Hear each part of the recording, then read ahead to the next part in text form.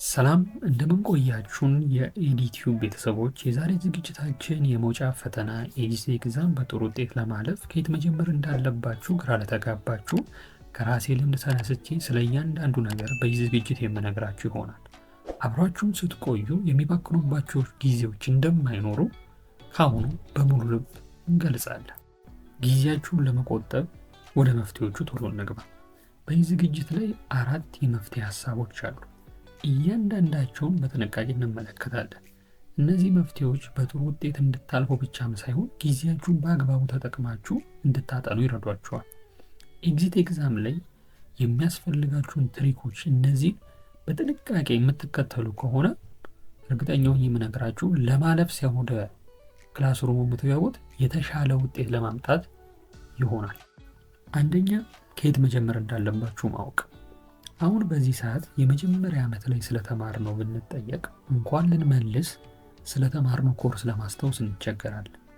በውስጣቸው እያንዳንዱ ትምህርቶች ከ5 በላይ ቻፕተር ይኖራቸዋል ብለን እናስብ።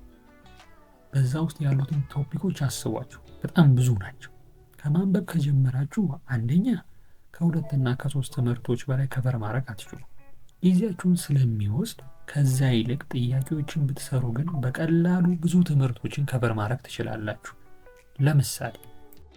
ለምሳሌ ኤግዚት ኤግዛም 16 ወይም 15 ትምህርቶችን ነው በፈተናው ላይ የሚካተቱት። ከነዚህ ትምህርቶች ውስጥ በውስጣቸው ብዙ ቶፒክ ይኖራቸዋል። አንዳንዶቹ ሀሳብ ትንሾቹ ፈተና ላይ ብዙ ጊዜ ይደጋገማሉ። ብዙሃኑ ግን ፈተና ላይ የማይካተቱ ሀሳቦች ይበዙበታል። አንድ ሰው ከማንበብ ቢጀምር የሚያስፈልገውንና የማያስፈልገውን ደምሮ ብዙ ጊዜውን ንባብ ላይ ስለሚወስድ የሚያስፈልገውን ቶፒክ ብዙ ያውቅና ከዛ ትምህርት ላይ ምናልባት 3 እና 4 ጥያቄዎች ቢመጡ ስለሆነ ያን ትምህርት ግን ሙሉን ከቨር ለማድረግ ረጅም ጊዜ ይወስድበታል። ከዛ ይልቅ ግን ስለ እያንዳንዱ ትምህርት በጥያቄ መልክ ቢሰራ፣ ለምሳሌ ካሉት 15 ትምህርቶች ስለ እያንዳንዳቸው 100 ጥያቄ አውጥቶ በጥያቄ መልክ ቢሰራ ብዙ ትምህርቶችን ጥልቀት ሳይኖረው ግን ብዙ ቶፒኮችን ከቨር ማድረግ ይችላል። ይህኛው የመጀመሪያው ትሪክ ነው። ሁለተኛው ኤአይ እና ኤግዚት ኤግዛም ምን አገናኛቸው እያላችሁ ይሆናል። በእኔ ጥናት እንዴት እንደሚገናኙ ላስረዳችሁ።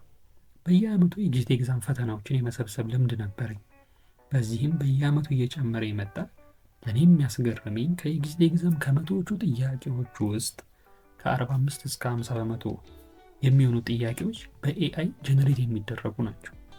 ይህንን ለመረዳት የአንድ ዓመት ለምሳሌ የባለፈው የካቲት ወቅት የነበረውን የአንዱን ኤግዚት ኤግዛም ፈተና ወስዳችሁ ቻት ጂፒቲ ላይ አፕሎድ አድርጋችሁ ምን ያህሉን ጥያቄ ከኤአይ ጀነሬት እንደተደረገ ብትጠዩ መልሱን እሱ ይነግራችኋል።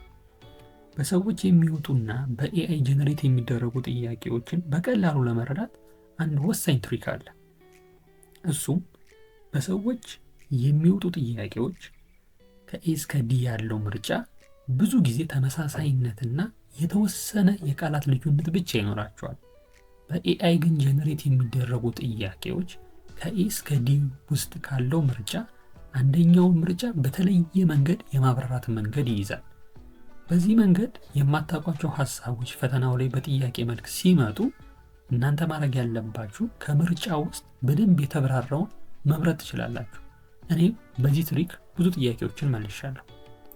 ሶስተኛው ብሉ ፕሪንትን በአግባቡ መረዳት። ኤግዚት ኤግዛም ሁሉም ፈተናዎች የራሳቸውን ብሉ ፕሪንት አላቸው። ብሉ ፕሪንታችሁን ከፍታችሁ ግዴታ ማንበብ አለባችሁ ለሁለት ነገር። አንደኛው ምን ትምህርቶች እንደምትፈተኑ ለማወቅ፣ ሁለተኛው የቱ ትምህርት ከየትኛው ትምህርት ጋር ሪሌትድ እንደሚያደርግ ለመለየት። ይህ ምን መሰላችሁ የሚረዳችሁ በጣም በቀላሉ በምታነቡበት ሰዓት ወይም ጥያቄዎችን በምትሰሩበት ሰዓት ላይ የማይገናኙ ነገሮችን አንድ ላይ አገናኝታችሁ እንዳታነቡ ይረዳችኋል። ለምሳሌ እዚህ ጋር የምትመለከቱት የኮምፒውተር ሳይንስ ብሉፕሪንት ነው። 15 ትምህርቶችን በ6 ዋና ዋና ሀሳቦች ከፋፍለን እናያለን። ስለ ሶፍትዌር ኢንጂነሪንግ እያነበባችሁ ወይም ጥያቄ እየሰራችሁ የእሱ ሀሳብ ዋና ማያያዣው ምንድን ነው? ሲስተም ዴቨሎፕመንት ነው። ሲስተም ዴቨሎፕመንት ውስጥ 3 ሀሳቦች አሉ፣ ሶፍትዌር፣ ዌብ እና ዳታቤዝ። ስለዚህ ስለ ሶፍትዌር ኢንጂነሪንግ ጥያቄ እየሰራችሁ ባለበት ሰዓት ላይ ዘላችሁ ዳታ ኮሚኒኬሽን ላይ መግባት የለባችሁ።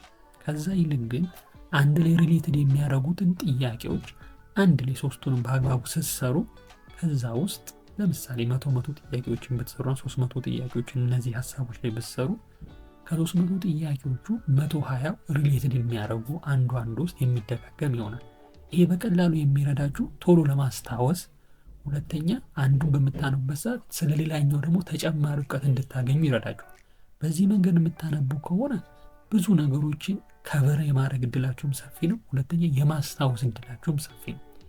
ከዛ ይልቅ ግን እኔ አልፈልግም ብላችሁ ለምሳሌ ኮምፒውተር ፕሮግራሚንግን አንዴ ወደ ኮምፓይለር አንዴ ወደ ኦፕሬቲንግ ከአንዱ ወደ አንዱ እየዘለላችሁ የምታነቡበት ሰዓት ግን ሪሌትድ ስለማያረጉ አንደኛ የማስታወስ እድላችሁ በጣም ትንሽ ነው። ሁለተኛ ብዙ ሰዓታችሁን፣ ብዙ ጊዜያችሁን፣ ብዙ ጉልበታችሁን እዚህ ነገር እንድታወጡ ወይም ኢንቨስት እንድታረጉ ያደርጋችኋል። ከዛ ይልቅ ግን በሚከፋፈሉበት መንገድ እያያችሁ አንዱ ከአንዱ ጋር እንዴት ሪሌትድ እንደሚያደርግ መጀመሪያ ሊገባችሁ ይገባል። ስለ ፕሮግራሚንግ እንደ አልጎሪዝም ስታነቡ ዘላችሁ ሶፍትዌር ጋር መሄድ የለባችሁ።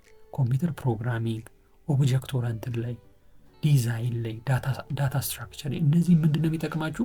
አንዱ ከአንዱ ሪሌትድ የሚያደርገውን ቶሎ እንድትለዩ ያደርጋችኋል። ደጋግሜ የምነግራችሁ መልፋታችሁ መድከማችሁ ካልቀረ ለጥሩ ነገርና ለአሪፍ ነገር እንዲሆን ግዴታ ነው። ካለበለዚያ ደክማችሁ ፈተናው ላይ ስትቀርቡ ብዙ ልፋት ይኖራችኋል፣ ግን የምታስታውሷቸው ጥያቄዎች በጣም ትንሽ ያደርጉባችሁ። መርሳት የሌለባችሁ ሪሌትድ የሚያደርጉ ነገሮችን አንድ ላይ አነቡ። ያን ማታደርጉ ከሆነ ፈተናው ላይ ትሾቃላችሁ። በዚህ መንገድ ግን የምትሄዱ ከሆነ አምሹር ፈተናውን በጥሩ ውጤት ታመጣላችሁ። አራተኛ እንደ መጠቅለያና እንደ ሀሳብ መደምደሚያችን ኮንፊደንስ እንመለከታለን። በፈተና ወቅት እንግዲህ ብዙ ጊዜ ፈተናዎችን ስንሰራ በራስ መተማመን ያለውን ፈተና ላይ የሚሰጠንን አቅምና ጉልበት እንግዲህ ለእናንተ አላስረዳችሁ። በፈተና ወቅት ላይ ስትገቡ ኤክስት ኤግዛም ፈተኖች ላይ ብዙ ጊዜ የሚያጋጥሙ ነገሮች መካከል አንደኛው የመጀመሪያዎቹ ጥያቄዎች ወይ ከባድ ይሆናሉ ወይ ቀላል ይሆናሉ። ከ1 እስከ 10 ከባድ ይሆናል ወይ ከ1 እስከ 10 ቀላል ይሆናል። ወይ ተማሪዎች በዛ በኮንፊደንስ በአሪፍ መንገድ ይገቡና ሲከብዳቸው ደግሞ ወደ መጨነቅ ይሄዳሉ። ወይም ደግሞ ከከባዱ ይጀምሩና ከ1 እስከ 10 ከባድ ይሆንባቸውና ከዛ በኋላ ደግሞ ወደ ቀላሉና ኮንፊውዝ የሚሆን ነገር አለ። መጀመሪያ እንድታውቁት የሚገባ ነገር የምታውቋቸውን ጥያቄዎች ፈጠን እያላችሁ እየፈለጋችሁ የምታውቋቸው ጥያቄዎች በአግባቡ ስሯቸው። ከዛ በኋላ ማታውቋቸውንና ግራ የሚያጋቧችሁን ጥያቄዎች በሁለተኛው ትሪክ ላይ እንዳስረዳኋችሁ በዛ መንገድ ስሯቸው። ወይም ደግሞ ጊዜ ወስዳችሁ አነባችሁ ለማስታወስ እየሞከራችሁ ስሩ። የምታውቁትን ግን በፍጥነት። ሌላኛው እዚህ ላይ ለምሳሌ ፈርስት ሲተር ወይም ሰከንድ ሲተር ልትሆኑ ትችላላችሁ። የመጀመሪያ ተፈታኝና ሁለተኛ ጊዜ ፈተናውን የሚወስድ። ወደ ፈተና ሩሙ ስትገቡ እንደዚህ መልስ ተገኝቷል፣ እንደዚህ መልሱ ወጥቷል፣ እንደዚህ የሚባል መጃጃል ውስጥ እንዳትገቡ። ከሰውም እንዳትኮርጁ። የምትኮርጁ ሰው ምናልባት ምንም ሳያነብ እዛ ጋር ጉድ ሉኪንግ ስላሉ ዝም ብላችሁ ገልበጣችሁ ወጣችሁ መሾቅም የለባችሁ። ስለዚህ የምታውቁትን ነገር ቶሎ እያስታወሳችሁ መስራት፣ ሲከብዳችሁ አልፎ መሄድ። በሶስተኛነት እዛ ውስጥ ደግሞ በጥያቄዎቹ ደግሞ መማር። ጥያቄውን እያነበባችሁ ከምን ጋር ሪሌትድ እንደሚያደርግ ቅድም የነገርኳችሁ ሪሌትድ ከየቱ ጋር እንደሚያደርግ አሰባችሁ በዛ መሰረት እያስታወሳችሁ መስራት ይጠበቅባችኋል። የዛሬ ፕሮግራማችን በዚሁ ተጠናቋል። ላይክ፣ ሼር፣ ኮመንት እያደረጋችሁ ጠብቁን። በሌላ ፕሮግራም እስከምንገናኝ ድረስ መልካም ቆዩ።